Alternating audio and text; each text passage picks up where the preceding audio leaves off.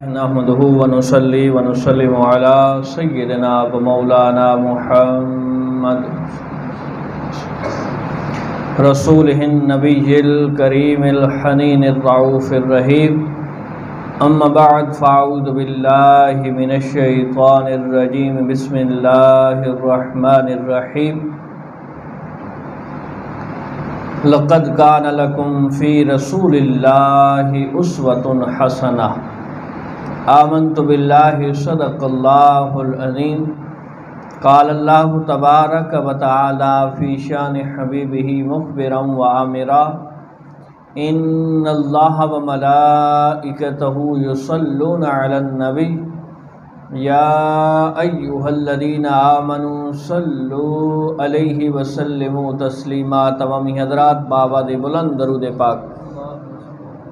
اللہم صلی علی سیدنا و مولانا محمد وعلا آل و اصحاب سیدنا و مولانا محمد وبارک وسلم وصلی علیہ. الصلاۃ والسلام علیک یا رسول اللہ وعلا آلک و اصحابک یا حبیب اللہ.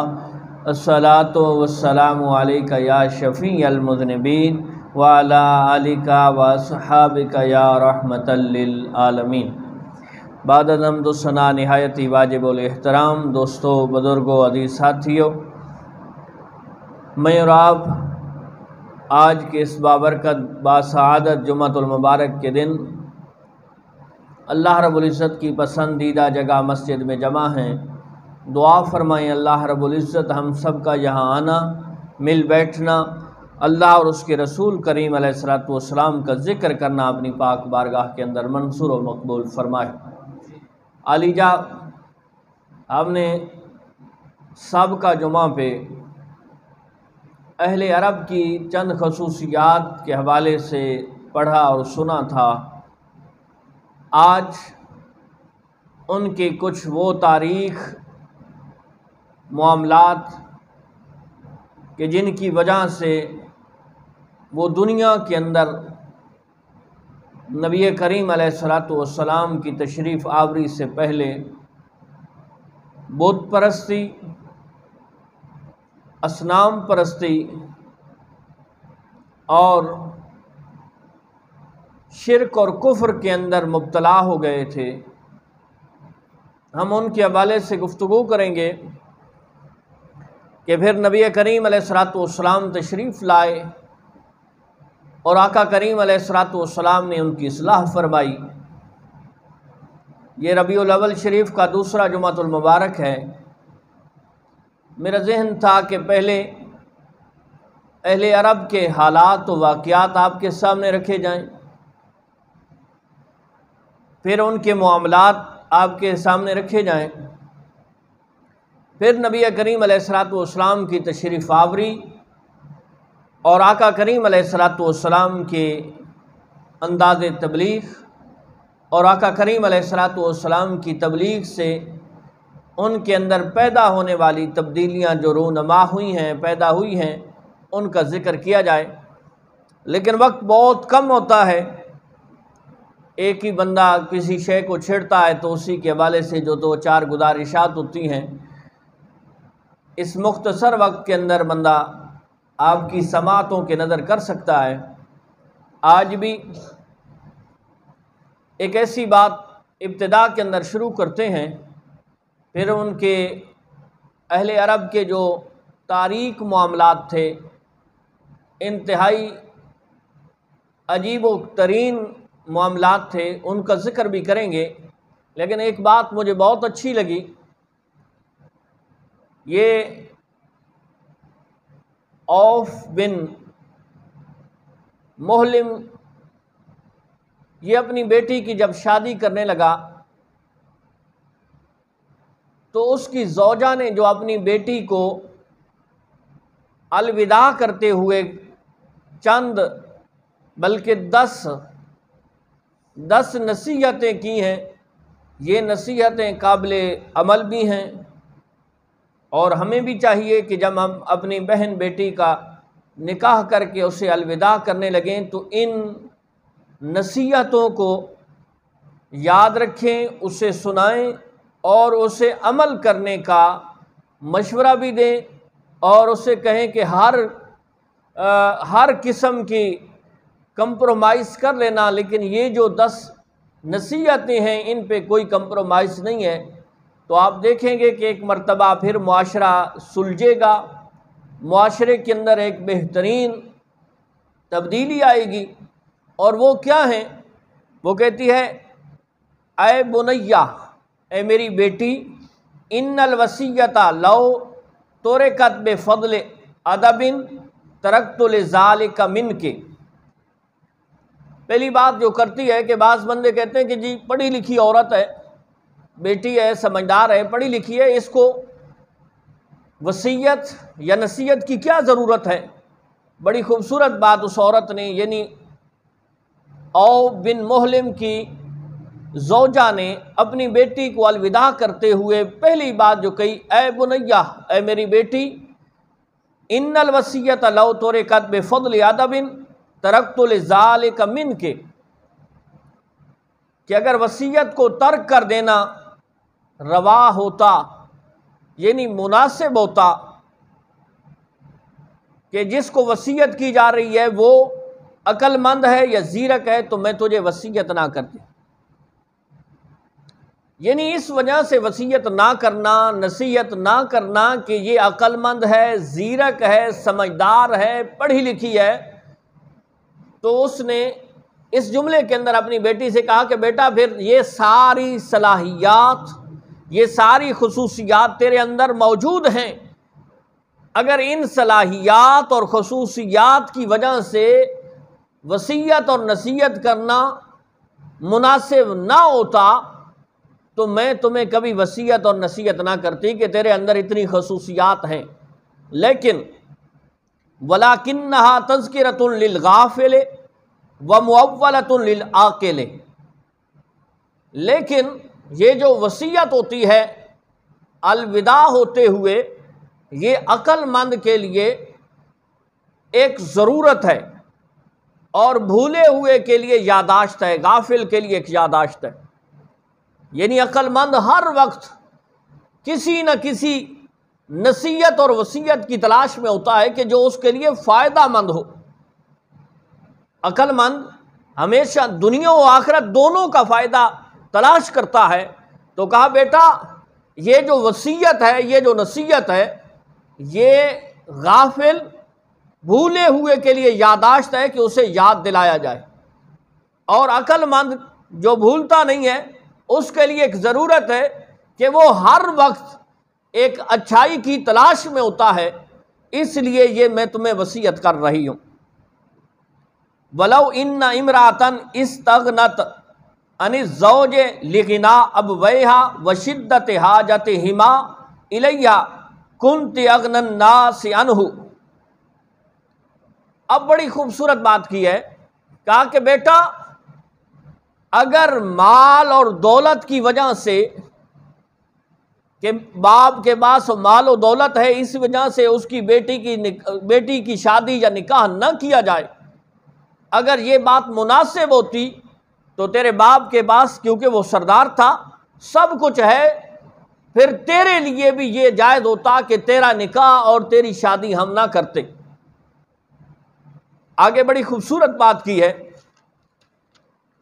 وَلَكِنَّ النِّسَاءَ لِلرِّجَالِ خُلِقْنَا وَلَهُنَّ خُلْقُ الرِّجَالِ، کہا مرد عورتوں کے لیے ہیں اور عورتیں مرد کے لیے ہیں۔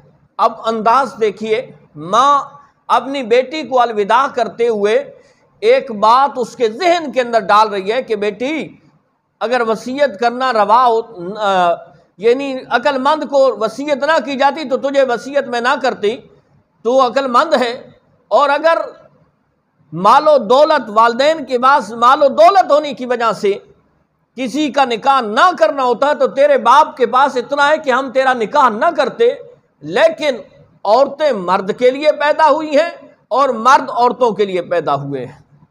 بڑی خوبصورت بات کی ہے، اے بنیہ انک فارقت جب والذی منہ خرجت، بڑی خوبصورت بات، کہا اے لخت جگر، آج تو اس فضا سے جدا ہو رہی ہے کہ جس فضا کے اندر تو پیدا ہوئی ہے۔ یہ فطرتاً ہے کہ جب ہم اپنی بہن بیٹی کا نکاح کرتے ہیں تو بے شک رشتہ داریاں ہی کیوں نہ ہوں، ہر گھر کا ایک الگ ماحول ہوتا ہے، ایک الگ فضا ہوتی ہے۔ اب اس عورت، اس بچی کے ذہن کے اندر یہ بات ڈال دی جائے کہ بیٹی یہاں اور بات تھی، یہ اور فضا تھی، یہ اور ماحول تھا، یہ اور گھر تھا، اب تو اس گھر کو الوداع کر رہی ہے، تیرا اگلا ماحول الگ ہوگا، نیا ہوگا۔ اور فرمایا وَخَلَفْتِ الْعُشَّ الَّذِي فِيهِ دَرَجْتِ، اور تو اس نشیمن کو چھوڑ رہی ہے، اس جگہ کو چھوڑ رہی ہے جہاں تیری پرورش ہوئی ہے، کیونکہ جس ماحول کے اندر بندے کی پرورش ہوتی ہے بندہ اس ماحول کے ساتھ رچ بس جاتا ہے، کیونکہ آنکھ کھولی ہے تو وہ ماحول دیکھا ہے، پھر بولنا شروع کیا ہے تو وہ ماحول دیکھا ہے، پھر چلنا شروع کیا ہے تو وہ ماحول دیکھا ہے۔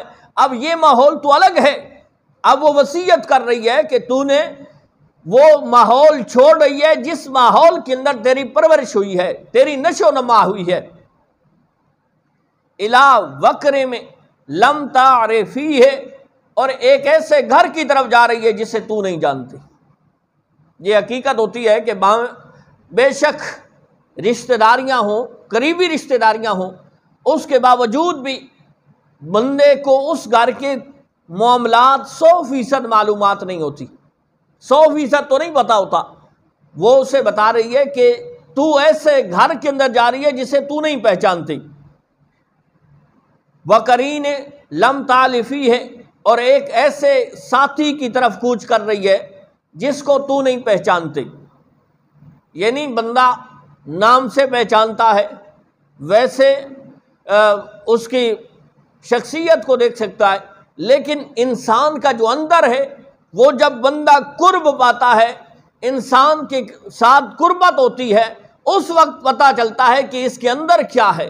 یہ جو ظاہراً دیکھتا بندہ اس انسان کو دیکھ رہا ہے، اس کے اندر کیا شے ہے۔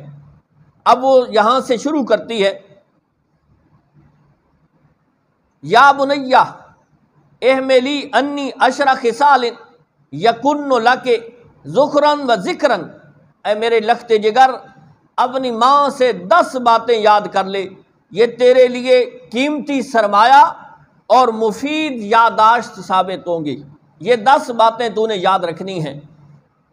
آج ہمارا ماحول تو کچھ اور ہے، ہم جس انداز میں شادیاں کرتے ہیں یا نکاح کرتے ہیں وہاں نصیحت وصیت کی باتیں تو کوئی نہیں ہوتی، اور اللہ ہی معافی دے، بعض مرتبہ تو یہ ہوتا ہے کہ اگر کوئی نصیحت کرنی بھی ہوتی ہے تو وہ اس کے گھر کو اجاڑنے والی نصیحتیں وصیتیں ہوتی ہیں کہ جب جانا ہے کسی کی خدمت نہیں کرنا، اپنا حکم چلانا ہے۔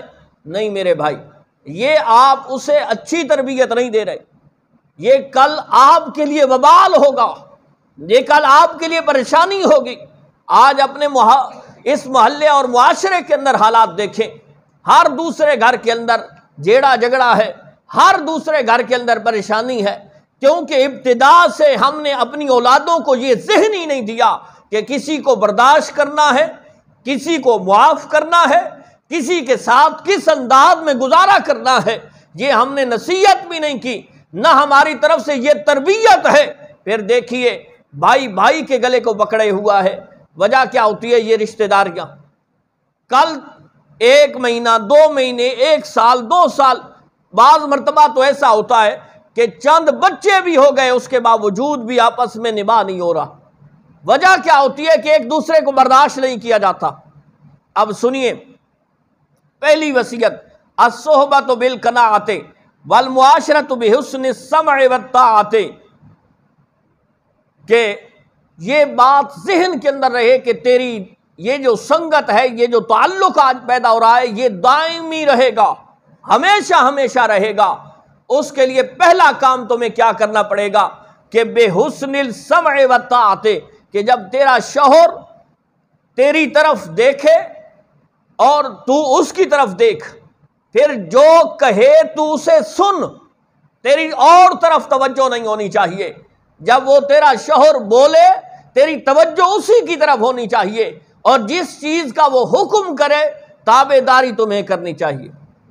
یہی ہمارا دین بھی سکھاتا ہے۔ نبی کریم علیہ الصلوۃ والسلام کے پاس ایک عورت آئی اور آ کے عرض کرنے لگی، یا رسول اللہ، میرے والدین میرا نکاح کرنا چاہتے ہیں، میں اتنا پوچھنا چاہتی ہوں کہ میرے اوپر میرے شوہر کا کتنا حق ہے۔ قابل توجہ بات، میرے اوپر میرے شوہر کا کتنا حق ہے۔ اب میرے آقا کریم علیہ الصلوۃ والسلام نے ایک مثال دی ہے، اس مثال کے اندر بڑی گہرائی ہے، بہت زیادہ گہرائی ہے۔ آقا کریم علیہ الصلوۃ والسلام فرماتے ہیں کہ اگر تیرا شوہر جس کے ساتھ تیرا نکاح ہو وہ سر کے بالوں سے لے کر پاؤں کے ناخن تک اس کے سارے جسم پہ پیپ پڑی ہوئی ہے، سارے جسم پہ پیپ ہے، اور تو اس کو زبان سے چاٹ کے صاف بھی کرے تب بھی تو اپنے شوہر کا حق ادا نہیں کر رہی۔ اب دیکھیے کتنی بات ہے، یہ ایک مثال ہے کہ اتنی صورتحال کے اندر تو اتنی خدمت گزاری بھی کرے تب بھی تو اس کا پورا حق ادا نہیں کر رہی۔ اور صرف مرد کے لیے نہیں، عورت کے لیے بارے میں میرے مصطفیٰ نے فرمایا کہ اے لوگو، کل بروز حشر اللہ رب العزت بندے سے پوچھے گا کہ تو میرے قیدی کے ساتھ کیا کرتا رہا ہے۔ وہ عرض کرے گا، مولا تیرا قیدی؟ کون سا قیدی؟ میرے پاس تو کوئی قیدی نہیں تھا۔ تو آمنہ کلال فرماتے ہیں، رب فرمائے گا کہ جو تیری زوجہ تھی وہ میرا قیدی تھا، تو نے اس کے ساتھ کیسا سلوک کیا ہے، میرے قیدی کے ساتھ کیسا سلوک کیا ہے۔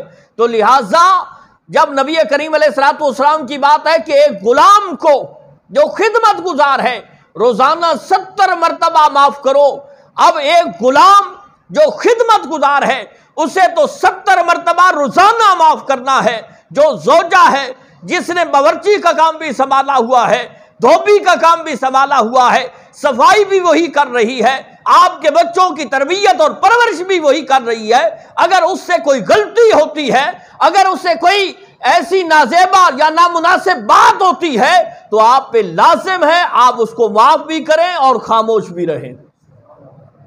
اب دیکھیے اور یاد رکھو، یہ ایک عورت کے لیے، کیونکہ وہ بیٹی کو وصیت اور نصیحت کر رہی ہے کہ جب وہ بولے توجہ کے ساتھ سننا اور جو کچھ وہ بولے اس کی تابعداری کرنا۔ اب دیکھیے فرمایا وَتَعَهُدُ لِمَوْقِعِ عَيْنَيْهِ وَتَفَقُّدُ لِمَوْضِعِ أَنْفِهِ فَلَا تَقَعُ عَيْنَاهُ مِنْكِ عَلَى كَبِيهٍ وَلَا يَشُمُّ مِنْكِ إِلَّا رَطِيبَ رِيحٍ۔ یہاں ہے کہ اپنی صفائی ستھرائی کا خیال رکھنا اور تیرے بدن سے بدبو نہیں آنی چاہیے۔ ہمارے ہاں ماحول زیادہ بربادی کیوں ہوتی ہے؟ کیوں؟ حالانکہ نبی کریم علیہ الصلوۃ والسلام نے فرمایا عورت صرف اور صرف اپنے شوہر کے لیے سج سنور سکتی ہے، اس کے علاوہ کسی کے سامنے اپنی زیب و زینت وہ ظاہر بھی نہیں کر سکتی۔ اگر وہ زیب و زینت ظاہر کرے گی تو یہ گناہگار ہے، بعض نے تو اسے بدکارہ تک لکھا ہے۔ اب ہمارا ماحول کیا ہوتا ہے؟ گھر کے اندر اپنے شوہر کے لیے کوئی ایسی زیب و زینت نہیں ہے، جسم پہ خوشبو نہیں ہے، لیکن باہر نکلنے کے لیے شادی بیاہ کے موقع پہ عورتیں زیب و زینت کرتی ہیں۔ یہ سراسر حرام کام ہے کہ کسی اور کے لیے زیب و زینت یا اپنی زیب و زینت کا اظہار کسی اور کے سامنے کرنا، جس طرح ہمارے تقریبوں کے اندر ہوتا ہے یا ہمارے معاشرے کے اندر ہو رہا ہے، اس چیز سے اوائڈ کرنا ہے۔ یہ اپنی اولادوں کو ہم نے سکھانا ہے۔